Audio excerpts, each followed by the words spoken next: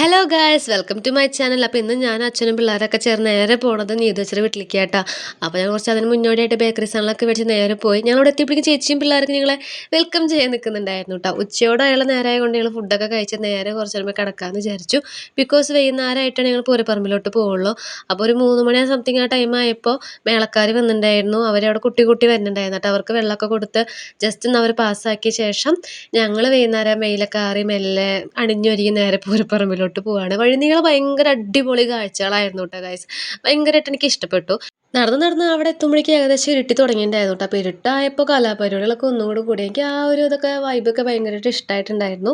ഒരു 8 മണി 8:30 വരെയൊക്കെ ഞങ്ങൾ പൂരപ്പറമ്പ് ഫുള്ളും ചുറ്റി അടിച്ച് കുഞ്ഞു കുഞ്ഞു സാധനങ്ങളും കളിപ്പാട്ടിലൊക്കെ മേടിച്ച് നേരെ വീട്ടിലോട്ട് പോവാണ്. എനിക്ക് അവിടുന്ന് ഏറ്റവും ഇഷ്ടമായത് എന്താണെന്ന് വെച്ച് കഴിഞ്ഞാൽ ഈ 2 കുഞ്ഞു കമ്മലുകളാണ് കേട്ടോ. എനിക്ക് ഭയങ്കര ക്രേസാണ്. അങ്ങനെ നേരെ വീട്ടിലോട്ട് പോയി ഷിനി ചേച്ചിനെ കണ്ടിട്ടുണ്ടായിരുന്നു. അപ്പോൾ അത്രേ ഉള്ളൂ ഗൈസ്. അപ്പോൾ ബൈ.